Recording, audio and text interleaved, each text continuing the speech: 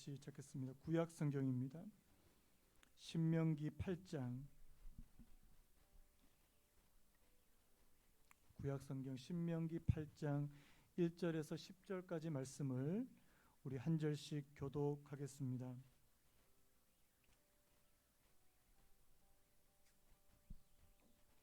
구약 성경 신명기 8장 1절에서 10절까지 말씀 제가 먼저 읽겠습니다. 내가 오늘 명하는 모든 명령을 너희는 지켜 행하라. 그리하면 너희가 살고 번성하고 여호와께서 너희의 조상들에게 맹세하신 땅에 들어가서 그것을 차지하리라. 네 하나님 여호와께서 이 40년 동안에 내게 광야길을 걷게 하신 것을 기억하라. 이는 너를 낮추시며 너를 시험하사 네 마음이 어떠한지 그 명령을 지키는지 지키지 않는지 알려 하심이라. 너를 낮추시며 너를 줄이게 하시며 또 너도 알지 못하며 내 조상들도 알지 못하던 만나를 내게 먹이신 것은 사람이 떡으로만 사는 것이 아니요 여호와의 입에서 나오는 모든 말씀으로 사는 줄을 내가 알게 하려 하심이니라.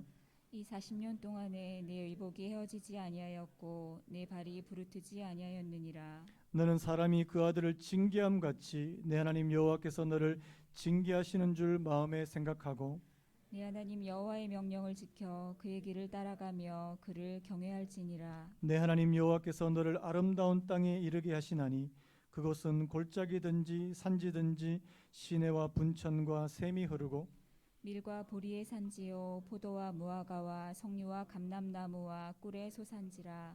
내가 먹을 것에 모자람이 없고 내게 아무 부족함이 없는 땅이며 그 땅의 돌은 철이요 산에서는 동을 캘 것이라. 같이 읽겠습니다. 내가 먹어서 배부르고 내 하나님 여호와께서 옥토를 내게 주셨으므로 말미암아 그를 찬송하리라. 아멘. 오늘 말씀의 제목을 한번 따라 보시겠습니까? 광야를 주신 이유.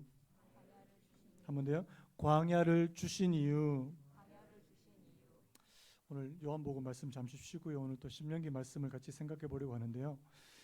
여러분 그 작가이자 방송인인 이 허지웅 씨라는 분 들어보셨습니까?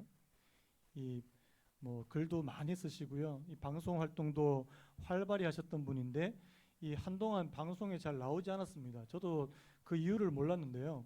얼마 전에 이분이 이제 방송에 다시 나오셔서 하는 말이 2년 전에 이 혈액암의 일종인 악성 림프종 진단을 받으셨다는 겁니다. 저보다 나이가 3살이 어려요. 40대 초반인데 이 혈액암 이 판정을 받으신 겁니다. 그래서 2년 동안 이제 암과 사투를 벌였다 뭐 이렇게 얘기를 하더라고요. 최근에 이분이 이제 암 그 완치 판정을 받고 다시 이제 활동을 하면서 이제 책을 한 권 내셨는데 이 책 제목이 살고 싶다는 농담입니다. 살고 싶다는 농담. 저는 이 책을 읽지는 못했는데요. 이 책을 소개한 글을 읽었는데 그 소개하는 글을 좀 소개해 드리려고 합니다. 한번 들어보시기 바랍니다. 고통과 불행으로부터 벗어나기 위해 발버둥 쳐보지 않은 사람 있을까? 그러나 불행을 탓하는 일에만 몰두하다 보면 자칫 더 큰 피해의식의 수렁에 빠지고 만다. 불행한 현실 탓에 나만 이렇게 억울한 상황에 놓였고 불행하기 때문에 여기서 벗어날 수도 없다는 절망감의 악순환이다. 많은 분들이 이제 불행이 찾아오면 왜 나에게만 이런 일이 찾아올까요? 이것이 더 큰 불행으로 그렇게 빠질 수 있다. 절망감에 빠질 수 있다. 이렇게 이야기하는 겁니다. 다음 들어보십시오. 이에 대해서 저자가 불행이란 설국열차 머리칸의 악당들이 아니라 열차 밖에 늘 내리고 있는 눈과 같은 것이라고 말했다. 설국열차라는 영화를 보셔야 이게 내용이 이해가 되는데요. 그 열차에 이게 칸이 있는데 맨 앞 칸에는 제일 돈이 많고 부자고 힘이 있는데 악당들이에요. 이 불행이란 설국열차 머리칸의 악당들이 아니라 그 열차 밖에 늘 내리고 있는 눈과 같은 것이다. 이게 무슨 말이에요? 불행은 늘 항상 우리 주변에 있더라는 사실입니다. 그래서 그 불행을 껴안고 공생하며 함께 인생을 버텨나가야 하는 감정으로서 불행을 인정하고 자신의 삶을 주체적으로 바라보자고 제안한다. 이 책은 죽음과의 사투 끝에 삶으로 돌아온 작가 허지웅이 힘겨운 현실에 씨름하는 사람들에게 들려주는 단단한 조언이자 결국 오늘도 버티는 삶을 살아내고 있는 모든 이들에게 바치는 따뜻한 위로다. 저는 이 글이 참 마음에 들더라고요. 여러분, 오늘도 많은 사람들, 이 힘겨운 현실에 그렇게 살아가고 있는 사람들에게 단단한 조언도 주고 또 버티는 사람들에게 따뜻한 위로도 주는 그런 글이에요. 여러분, 본인이 이런 것들을 겪어봐서 그런 거 아닙니까? 이게 진짜 힘든 일을 한번 겪어본 분들이 쓴 글이라서 그런지 이게 예사롭게 들리지 않는 겁니다. 여러분, 불행과 내가 공생한다, 이런 생각을 가지기가 참 쉽지 않잖아요. 그리고 내가 이 불행을 버텨나가야 되는 감정이다, 이렇게 받아들이는 것도 참 쉬운 일이 아닙니다. 실제로 이 허지웅이라는 이 작가가 이 책에서 이런 말을 했는데요. 한번 들어보시기 바랍니다. 저는 함께 버텨나가자라는 말을 참 좋아합니다. 삶이란 버텨내는 것 외에는 도무지 다른 방도가 없기 때문입니다. 그렇다면 우리 모두 마음속에 끝까지 지키고 싶은 문장 하나씩을 담고 함께 버티어 끝까지 살아냅시다. 대단한 분 아닙니까? 버티는 겁니다. 그런데요, 저는요, 이분이요 정말 대단한 분인데 예수님을 믿었으면 좋겠어요. 이분이 제가 알기로 예수 안 믿는 걸로 알고 있는데 이분이 꼭 예수님을 믿었으면 좋겠습니다. 여러분, 우리가 이 어려운 현실 가운데 버티는 것도 여러분 대단한 거예요. 그런데요, 더 중요한 게 뭡니까? 우리가 버틸 수 있는 은혜와 힘을 주시는 분이 따로 계신다는 사실이에요. 따로 존재한다는 사실. 여러분, 우리가 기댈 수 있는 그런 존재가 계신다는 사실을 믿는 게 더 중요한 거 아닙니까? 우리가 아까 불렀던 찬송가예요. 337장 후렴이에요. 무거운 짐을 나 홀로 지고 견디다 못해 쓰러질 때 그 다음 어떻게 됩니까? 불쌍히 여겨 구원의 줄이 은혜의 주님 오직 예수요. 여러분, 많은 분들, 오늘 이게 저는요 많은 분들의 지금 현실의 모습이라고 생각이 되는데요, 무거운 짐을 나 홀로 지고 견디다 못해 쓰러지는 분들이 얼마나 많습니까? 왜요? 버틸 수 있는 힘이 없어요. 근데 그때요, 불쌍히 여겨 구원의 줄이 은혜의 주님 오직 예수. 여러분, 그 주님이 오늘 저와 여러분들이 믿는 예수님인 줄로 믿으시는 은혜길 바랍니다. 저는요, 이 가사만큼 오늘 우리의 삶을 잘 보여주는 그런 가사가 없는 것 같더라고요. 여러분, 인생은 광야 아닙니까? 동의하십니까? 나는 요즘에 그래도 살기 편한데, 이런 분들은 아마 이게 공감이 잘 안 되실 건데요, 많은 분들이 지금 내가 여기에 지금 버텨야 되고 견뎌야 되는 지금 광야와 같은 게 우리 인생이 아닐까라는 말에 많은 분들이 공감하실 것 같습니다. 여러분, 저는요, 요즘처럼 힘들 때가 있었나라는 생각이 좀 드는 거예요. 이게 코로나가 이게 뭐 끝날 것 같지가 않아요. 최근에 그 코로나뿐만 아니고 이제 장마, 이 코로나 블루해서 코로나 우울증인데 장마까지 겹쳐가지고 이 코로나 플러스 장마, 사람들이 막 답답해서 막 견디질 못한다고 그러더라고요. 제가 이번 주에 신문 기사를 봤는데요, 이 우울증 약을 복용하시는 분들 그 퍼센티지가 완전 몇 배로 이렇게 늘어났더라고요. 우리 성도님들 가운데 혹시 약 복용하시는 분 안 계시죠? 많은 분들이 지금 굉장히 힘들어 하시거든요. 저도 이번 주가 저한테는 참 이번 주가 힘든 주간이었습니다. 또 뭐 교회에서 또 뭐 확진자 많이 나온다 그러고, 요즘에는 제가 신문을 보기가 싫어요, 진짜.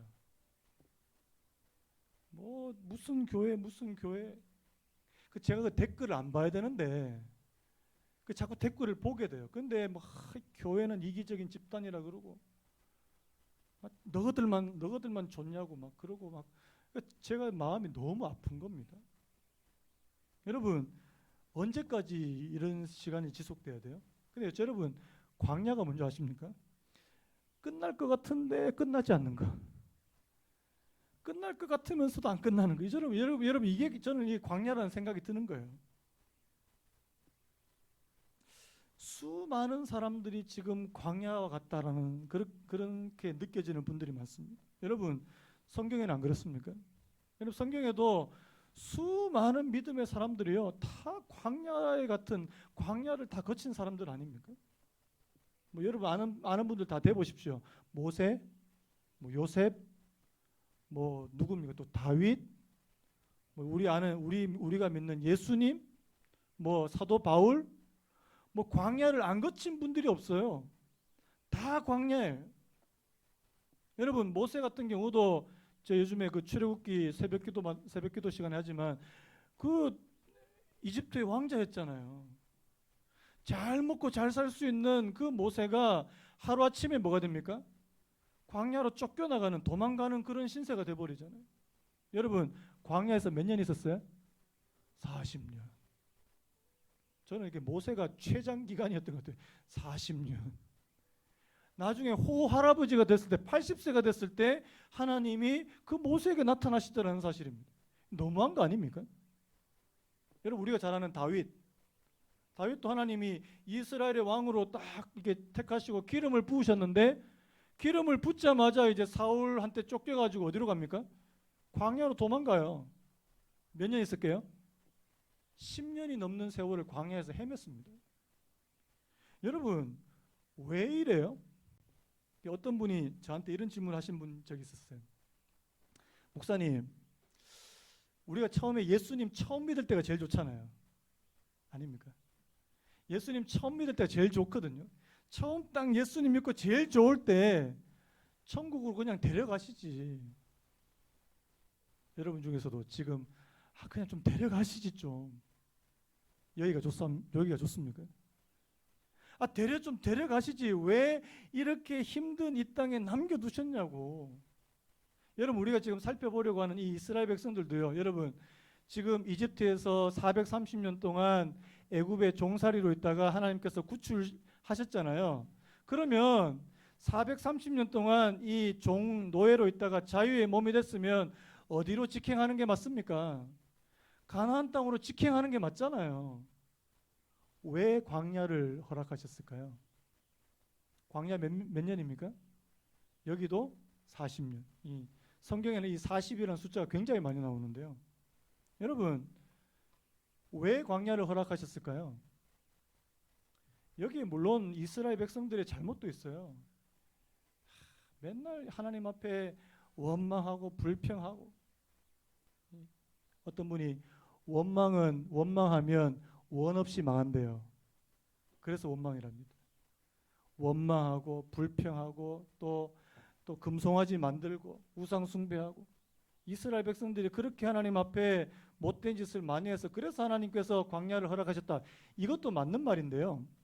여러분 오늘 우리가 읽은 이 신명기 본문을 보면 이 좀 더 다른 각도로 말씀하고 있다는 사실입니다. 여러분 우리 생각에는 광야 40년은 이 시간 낭비 아닌가? 여러분 어떻게 생각하세요? 시간 낭비입니까? 오늘 신명기 말씀 보면 여기에도 하나님의 분명한 목적이 있다고 그렇게 말씀하고 있다는 사실입니다. 한번 따라해볼까요? 광야에서도 하나님의 목적이 있다. 인정하십니까? 자, 그러면요 오늘 본문을 통해서 우리가 하나님 그러면 왜 광야를 주시는 거예요? 오늘 설교의 제목처럼요. 왜 광야 주시는 거예요?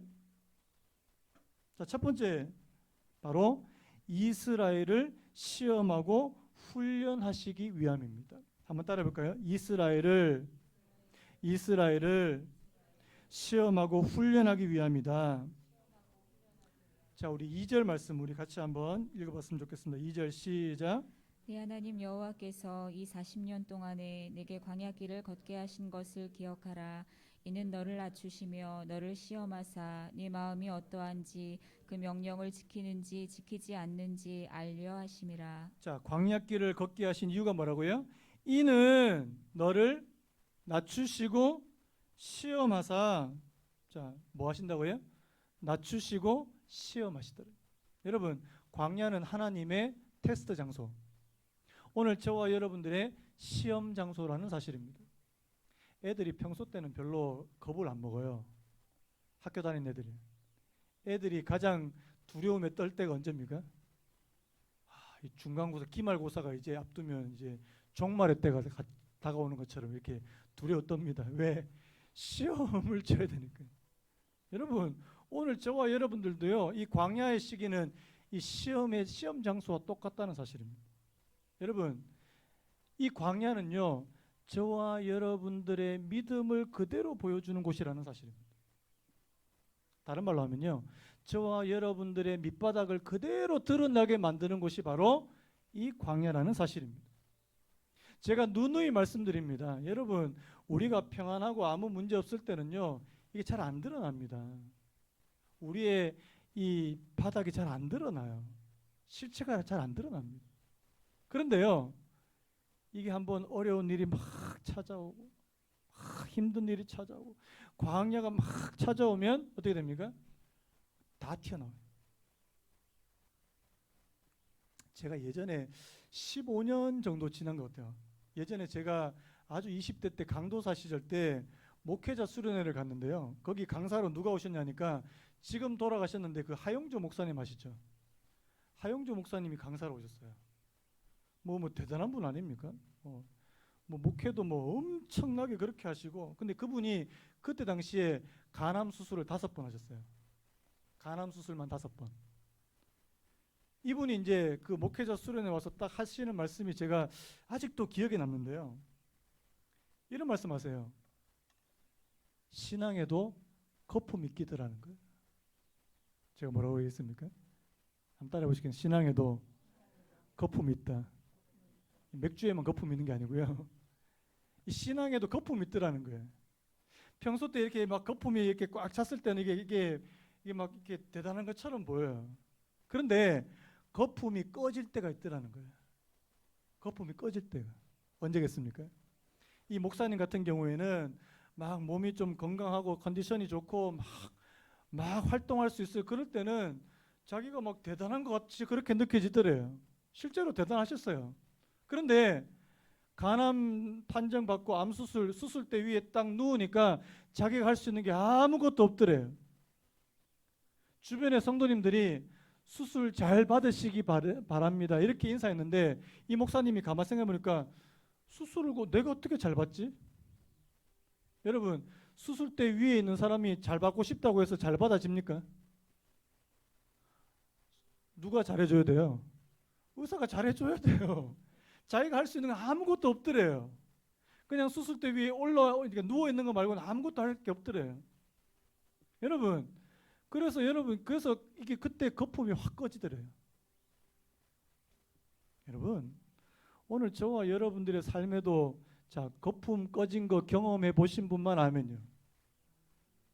아직까지 경험을 안 해보신 것 같은데. 거품 안 꺼져 분들의 특징이 뭔지 아십니까?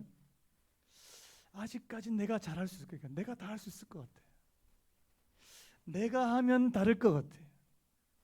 이제 개척교회 하시는 분들이, 저도 이제 제 후배 목사들이 이제 개척 이제 막 하려고 이제 나오거든요. 아직까지 딱 이렇게 얼굴을 보면 이렇게 자신감. 어떤 자신감이에요? 내가 하면 다르다. 다르게 뭐가 달라요? 다 똑같아요. 제가 보니까 그래, 니도 아직 거품이 한번 꺼져 봐야 된다. 저도 거품 여러 번 꺼진 적 있거든요. 여러분들 없습니까? 여러분, 거품이 아직 안 꺼져 분들은요, 자기 자신을 과대평가하기가 쉽습니다. 그런데요, 이것이 꺼지는 때가 될 때, 여러분, 하나님께서 왜 우리 인생에 혹은 우리의 믿음에 그런 거품이 꺼지게 하실까요? 이유는 간단해요. 오늘 말씀이 뭐라고 됐냐니까, 너희를 낮추시고 너희를 시험하사. 하나님이 오늘 저와 여러분들을 낮추기를 원하신다. 여러분, 낮아진 사람만 하나님의 말씀에 순종할 수 있게 되는 줄로 믿습니다. 인생의 거품이 안 꺼져 본 분은요, 아직까지 하나님의 말씀에 순종이 잘 되지 않습니다. 여러분, 우리 제가 아까도 말씀했지만 그 사울하고 다윗, 제가 사무엘상 얘기하면서 사울과 다윗 이야기 참 많이 했는데요. 여러분, 사울은요, 가면 갈수록 겸손을 잃어버려요. 가면 갈수록. 그런데 다윗은 가면 갈수록 하나님의 말씀에 순종하는 사람으로 바뀝니다. 여러분, 차이점이 뭐예요? 다윗은 시간이 지나면 지날수록 자기가 낮아지고, 다윗에게는 뭐가 있었습니까? 광야가 있었다는 사실. 광야. 여러분, 저는요, 때로는 저와 여러분들에게 광야가 있는 것이, 이것이 불행이 아니라 유익이 될 수 있다고 저는 확신합니다. 내 인생에 아무 어려움이 없고, 내 인생에 광야가 한 번도 없고, 그런 분이 정말 하나님의 말씀에 순종할 수 있을까요? 저는 퀘스천 마크입니다. 여러분, 광야는요, 저희들이 낮아지는 곳입니다. 아멘입니까? 그리고요, 하나님의 말씀을 듣게 되는 장소입니다. 하나님의 말씀에 순종하는 것을 배우는 장소가 바로 이 광야라는 사실입니다. 그래서 여러분, 오늘 5절 말씀에도 이렇게 말합니다. 너는 사람이 그 아들을 징계함 같이 내 하나님 여호와께서 너를 징계하시는 줄 마음에 생각하고, 여러분, 여기서 말하는 이 징계는 뭐냐니까 부모가 자식을 훈육하는 것을 징계라고 말합니다. 여러분, 자녀들에게, 아직까지 뭔가 철이 없는 자녀들에게 훈육이 필요합니까? 필요하지 않습니까? 필요해요. 어떤 분이 이런 말씀했습니다. 광야 40년 동안 이스라엘 백성들은 마치 10대 사춘기 청소년 때와 같더라. 저는 그 말에 정말 공감이 되더라고요. 여러분, 10대 애들 키워보셨습니까? 저 지금 키우고 있거든요. 말 진짜 안 듣습니다. 진짜 안 들어요. 들을 때도 있습니다. 또 이렇게 말해줘야 되니까. 자기 마음대로 되면은 괜찮은데 마음대로 안 되면 또 온갖 불평과 불만 다 쏟아내고요. 이 질풍노도의 시기가 10대예요. 여러분, 신앙에도 사춘기가 있다는 거 여러분 아십니까? 처음 예수님 믿었을 때는요, 너무 예뻐요. 고분고분하고 하나님 말씀도 잘 듣고 너무 예뻐요. 그런데 조금만 지나면 이제 미운 4살과 같은 때가 옵니다. 미운 4살. 여러분, 미운 4살은 귀엽기라도 하죠. 10대들은요, 징글징글합니다. 이렇게 말해서 미안한데요. 신앙에도 이 사춘기 같은 분들이 있는데 약간 조금 삐딱선을 타요. 삐딱선을.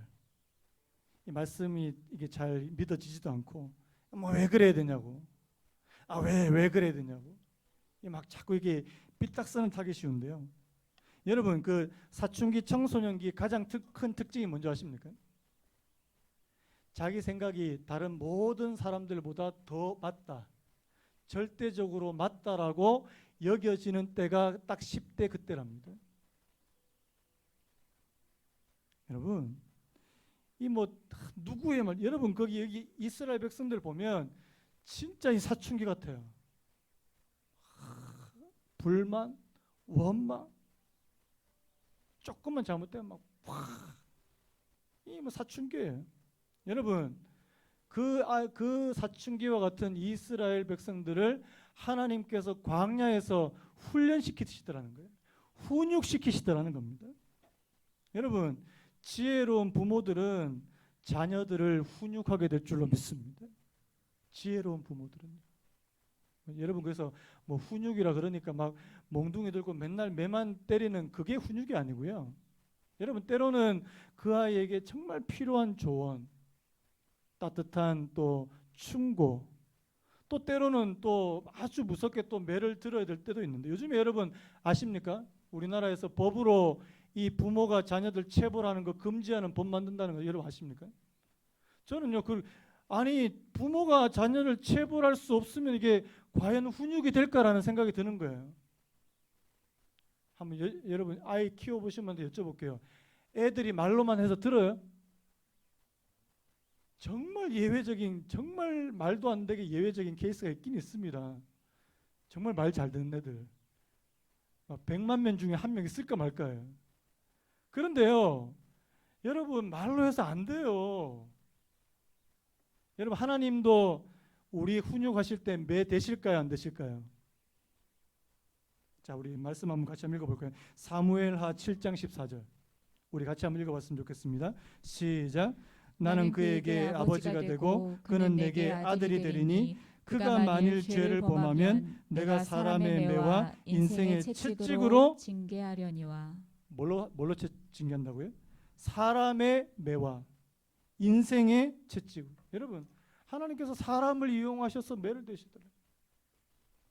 여러분 주변에 지금 여러분 힘들게 하는 사람 있습니까? 그 매예요, 매. 하나님께서 여러분들을 지금 때리시는 매라니까요. 여러분 주변에 여러분 정말 힘들게 하는 사람 있습니까? 그 채찍이에요, 채찍. 징계하시더라는 사실입니다. 여러분, 광야는 바로 이런 곳이에요. 광야는 하나님께서 저와 여러분들을 훈육시키는 곳이고요. 징계하시는 곳이고요. 왜요? 우리에게 여전히 훈련되지 못한 그런 나쁜 습성들이 남아 있으니까요. 왜 징계하십니까? 6절 말씀에 이렇게 되어 있습니다. 내 하나님 여호와의 명령을 지켜 그의 길을 따라가며 그를 경외할지라. 목적이 뭐라고요? 징계의 목적은 바로 하나님의 명령을 지킬 수 있는 사람으로 만드시기 위해서라는 사실. 여러분, 경외가 뭐예요? 오늘 말씀 보니까 경외는 바로 하나님의 명령을 지키는 거예요. 한번 따라해봐요. 경외는 하나님의 말씀을 지키는 것이고 그의 길을 따라가는 것입니다. 자, 믿으시는 분만 아멘요. 하나님은요, 다른 거 없어요. 하나님 말씀에 순종할 수 있는 사람으로 만들어가는 거예요. 이 시기가 바로 광야의 시기, 광야를 주신 첫 번째 이유라는 사실입니다. 그렇다면 광야를 주신 두 번째 이유가 있는데 이게 더 중요한 이유가 있습니다. 자, 하나님께서 저희들에게 또 하나님께서 이스라엘 백성들에게 광야를 주신 더 중요한 이유는요, 우리에게 더 깊은 필요, 영적인 필요가 있다는 사실을 깨닫게 해주시기 위함이라는 사실이에요. 자, 우리 3절 말씀 우리 같이 한번 읽어봤으면 좋겠습니다. 3절 시작. 너를 낮추시며 너를 줄이게 하시며 또 너도 알지 못하며 내 조상들도 알지 못하던 만나를 내게 먹이신 것은 사람이 떡으로만 사는 것이 아니요 여호와의 입에서 나오는 모든 말씀으로 사는 줄을 내가 알게 하려 하심이라. 뭐라고 되어 있습니까? 사람이 뭐로만 사는 것이 아니라고요? 떡으로만 사는 것이야. 여러분, 저와 여러분들은 뭘로 삽니까? 뭐만 있으면 돼요? 떡만 있으면 되지 뭐. 요즘 표현을 하면 아마 돈만 있으면 되지 뭐. 다른 게 뭐가 필요해? 여러분, 진짜 돈만 있으면 됩니까? 오늘 성경 말씀에 하나님께서 이스라엘 백성들을 광야로 굶주리게 만드시는, 또 하나님께서 하늘에서 뭘 내려주셨습니까? 만나를 내려주신 이유가 있대요. 그게 뭐냐니까, 이 모든 것이 바로 누구에게서부터 오는 거예요? 하나님께로부터 오는 것이다. 먼저 인정하십시오. 하나님께로부터 오는 것이다. 그리고 사람은 떡으로만 사는 존재가 아니다. 여러분, 그렇게 진짜 생각이 드세요? 나는 떡으로만 사는 존재. 여러분, 사람은 영적인 존재입니다. 영적인 존재예요. 근데 많은 분들은 내게 필요한 떡, 여기서 말하는 떡은 내 몸, 내가 살아가는데 필요한 모든 물질적인 것들 다 포함하는 거 아닙니까? 뭐 살아갈 집, 내가 필요한 입을 옷, 먹을 음식, 그 외의 것들, 그 모든 것만 있으면 나는 잘 살 수 있다. 이게 잘못된 거라는 사실이에요. 여러분, 광야는 바로 그 생각을 깨트리는 곳이 바로 광야인 줄로 믿습니다. 사람은요, 절대로 떡으로만 살 수 없습니다. 그 예전에 파스칼이라는 사람이 이런 말 했는데 한번 들어보실래요? 하나님은 우리 인생들을 창조하실 때 영원이신 당신으로만 채울 수 있는 빈 공간을 우리 속에 지으셨다. 그런데 사람들이 돈이나 권력, 인기나 명예로 그것을 채우려고 하기에 공허하게 된 것이다. 여러분, 여러분들이 떡으로만 잘 사실 수 있는 분 아멘요. 내게 지금 돈이 없어서 그렇지. 나 돈만 있으면 나 잘 살 수 있어. 만족하면서 살 수 있어. 여러분 진짜 만족하십니까? 제가 얼마 전에 그 부산에서 목회를 아주 잘하시는 목사님 설교를 듣다가 되게 웃긴 포인트가 있었는데요. 이 부산에서 아주 목회 잘하시는 분이에요. 자기 성도 중에 집이 아파트가 80평인 분이 있더라는 거예요. 80평. 별로 놀라지도 않으신데요. 저는 80평 아파트 가본 적도 없습니다. 아파트 80평이래요. 그런데 이 성도한테 신방 갈 때마다 이분이 이런 얘기 한다는 거예요. 집이 좁아서 죄송합니다. 집이 너무 좁네요. 애들 가방 둘 데도 없네. 가방 둘 데도. 이런 식으로 얘기한다는 거예요. 우리로서는 도무지 이해가 되지 않는, 화날 것 같은데요. 여러분 80평 사시는 분도요 집이 좁대요. 자 100평으로 가면 만족되겠습니까? 여러분 지금 예를 들어서 33평, 자 48평으로 가면 만족되시겠습니까? 제가 그 몇 주 전이죠. 제가 되게 이렇게 강조하면서 하나님께서 평생 제게 집을 제 명의의 집을 주시지 않아도 나 집을 소유하지 않아도 나 괜찮다. 되게 힘줘서 얘기했는데요. 그 제 말에 약간 오해를 하신 분이 계신 것 같더라고요. 여러분들도 다 그렇게 살라는 말이 아닙니다. 여러분 집 사세요. 아멘? 아무도 아멘 안 하시네. 집 사셔요. 그래서 제 말에 좀 오해하셔가지고 지금 제가 얼마 전에 보니까 직장인들 지금 목표 1위, 직장인들이 지금 돈을 모으고 있는 목표 1위가 뭐냐니까 내 집장만. 요즘 부동산 때문에 사람들 너무 힘들으셔가지고 내 집장만 좀 했으면 좋겠다. 제가 그 마음을 좀 몰라드린 것 같아서 제 말을 바꾸겠습니다. 여러분 집 사시기 바랍니다. 집 사. 원래 집사님이 집 사신. 죄송합니다. 여러분 그런데요. 여러분 오늘 저와 여러분도 이 땅에 사실 때 내가 살 집도 필요하고 옷도 필요하고 먹을 음식도 필요해요. 그런데 그것만으로 살 수 없다는 사실이에요. 그것만으로. 하나님께서 저와 여러분들을 광야에서 줄이게 만드시는 것은 내 육체는 떡으로 살지 몰라도 내 영혼은 살아계신 하나님의 말씀으로 사는 것이구나.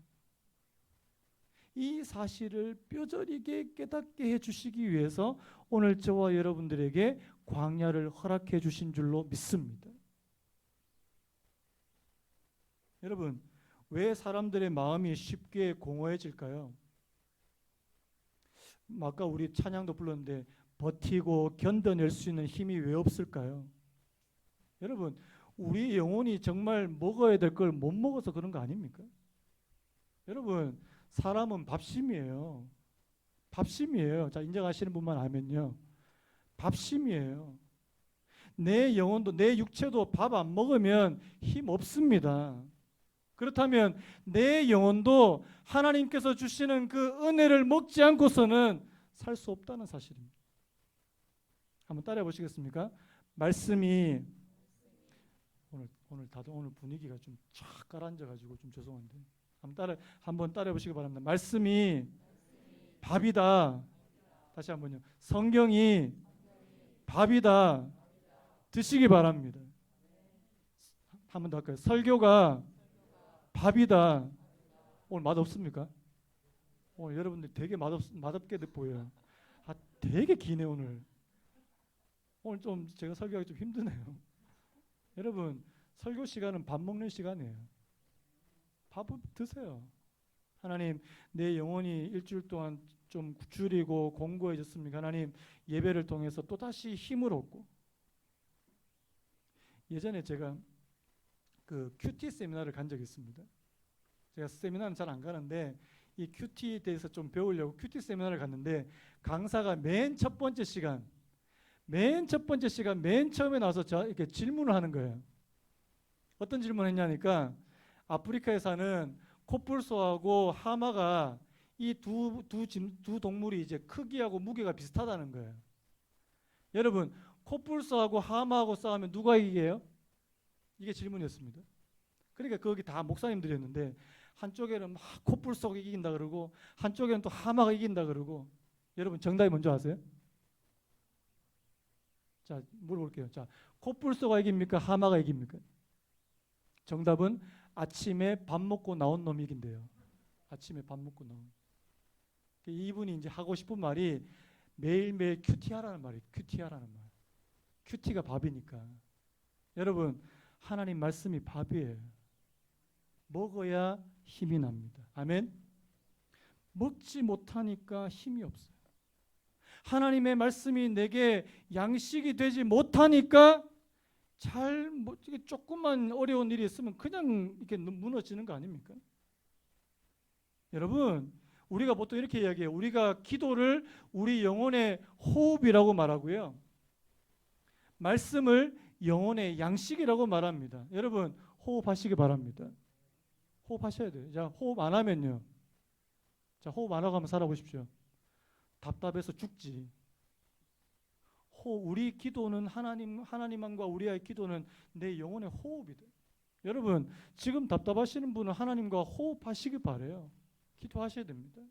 그 다음에 내가 지금 힘이 없어요? 버틸 힘이 없어요? 내가 먹지 못해서 그렇다는 사실. 먹으시기 바래요. 크리스토퍼 라이트라는 학자가 이런 말을 했는데 한번 들어보실래요? 땅 위의 모든 생명은 빵이 필요하다. 인간의 생명은 애초에 우리의 코에 호흡을 불어 넣으신 하나님의 입이 필요하다. 그 다음 들어보십시오. 빵은 우리의 육체적 생명을 유지해 줄 테지만 우리의 생명에 의미와 형태와 목적과 가치를 부여하는 것은 오직 하나님의 말씀이다. 우리 생명에 의미와 형태와 목적과 가치를 부여하는 것은 바로 하나님의 말씀이다. 여러분, 떡으로만 살 수 없습니다. 하나님, 나는 떡으로만 사는 존재가 아니라 살아계신 하나님의 입에서 나오는 그 말씀으로 오늘 내가 살아갈 수 있는 저희들 되게 해주시기를 원합니다. 왜요? 광야에서 우리가 버텨내야 되잖아요. 그냥 쓰러지고 무너지고 다 무너지고 해도 나는 버텨내야 되니까요. 힘이 있어야 된다는 사실입니다.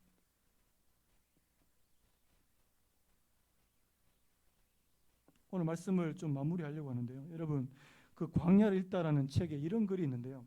여러분, 대나무가 자랄 때 이렇게 쑥 자라지 않고요.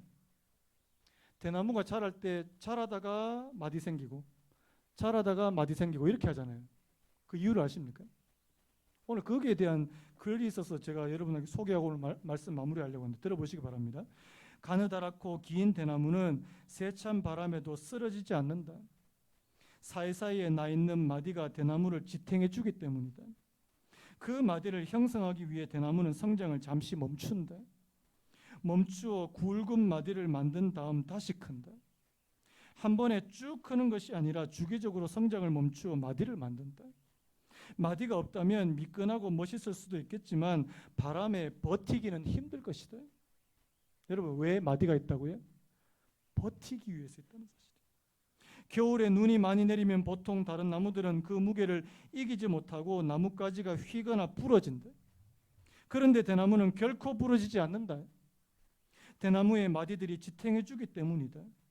대나무를 위기에서 버티게 해주는 것은 다름 아닌 대나무의 마디들이다. 저는 너무 은혜가 되더라고요. 여러분, 우리에게 시련이 오고 광야가 오고, 여러분, 그거는요, 대나무가 마디가 생기는 그 시기와 똑같습니다. 버텨내셔야 돼요. 여러분, 그러면 더 강하게 될 줄로 믿습니다. 더 강하게 될 줄로 믿습니다. 여러분, 오늘 말씀이요, 그리고요, 마지막에 보세요. 7절에서 10절 말씀에 보면 이 광야가 마지막이 아니고 최종 종착지가 아니고 과정이라는 사실을 오늘 또 보여주는데요. 여러분, 오늘 저와 여러분들이 이 땅에서 광야를 잘 견뎌내고 믿음으로 잘 통과하시고 하나님께서 약속의 땅, 아름다운 땅으로 인도해 주실 줄로 믿습니다. 인도해 주셔야 돼요. 오늘 저와 여러분들이 가야 될 최종 종착지, 목적지는 바로 하나님의 나라가 될 줄로 믿습니다. 광야에서 샘물이 나고 그 광야가 나중에 하나님께서 주시는 그 젖과 꿀이 흐르는 땅으로 들어가게 되는, 여러분, 우리 아까 불렀던 찬양 가운데요, 이런 찬양이 있었잖아요. 이곳에 생명샘 솟아나 눈물 골짝 지나갈 때에 그다음 뭐라고 했습니까? 머자나 열매 맺히고 웃음소리 넘쳐나리라.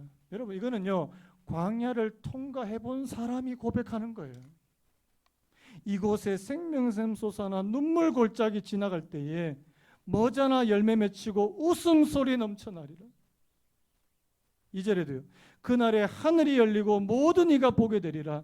마침내 꽃들이 피고 영광의 주가 오시리라. 여러분 오늘 저와 여러분들이 지금 겪고 있는 게 광야처럼 느껴지십니까? 통과하셔야 돼요. 하나님 내가 주님께서 주신 은혜로 내가 통과하기 원합니다. 그 통과한 후에 하나님께서 풍성한 땅, 젖과 꿀이 흐르는 땅, 우리의 눈에서 눈물을 씻겨주시는 그때가 오게 될 줄로 믿습니다. 우리 오늘 말씀 마무리하면서 이 찬양 우리 꽃들도 한번 찬양하고 오늘 말씀 마무리했으면 좋겠습니다. 하나님 오늘 저와 여러분들에게 하나님 광야와 같은 이 시기 하나님 저희들 잘 버틸 수 있는 하나님 내가 하나님의 말씀으로 살아내서 잘 버텨내는 하나님 나중에 하나님께서 저희들의 눈물을 씻겨주시는 그런 때가 반드시 오게 되기를 소망합니다. 그런 마음으로 오늘 이 찬양 부르고 오늘 말씀 마무리했으면 좋겠습니다.